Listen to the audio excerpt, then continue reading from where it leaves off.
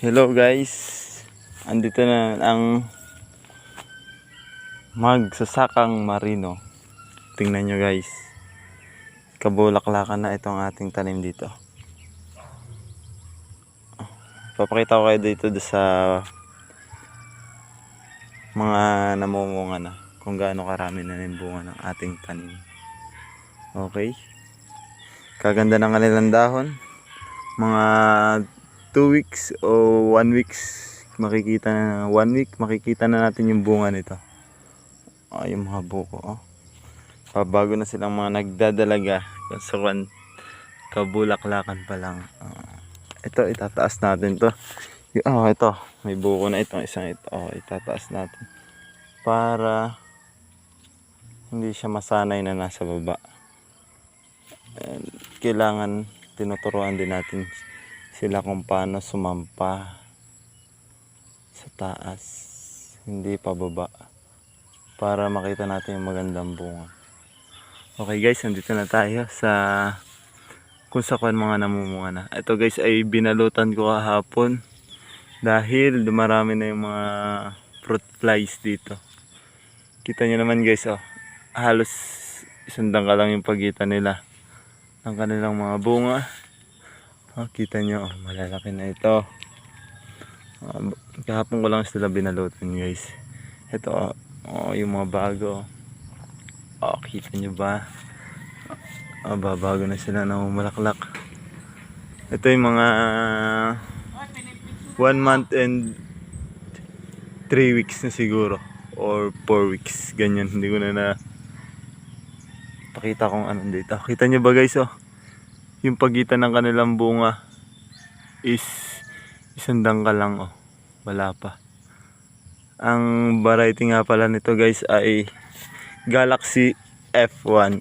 Kita nyo, ito ay masipag mamunga talaga, kaso hindi ganun kahaba yung kanilang bunga.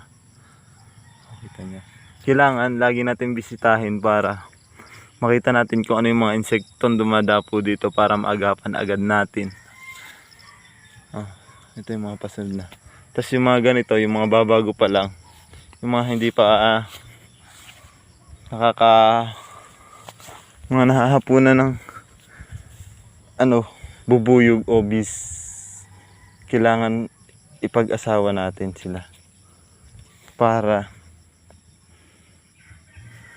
maging mas maganda at sure na tumuloy yung bunga natin.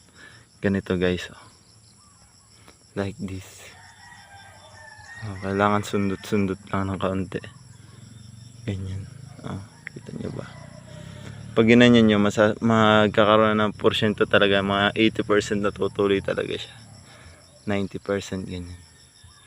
Sundot-sundutin lang natin na ganyan. Yan.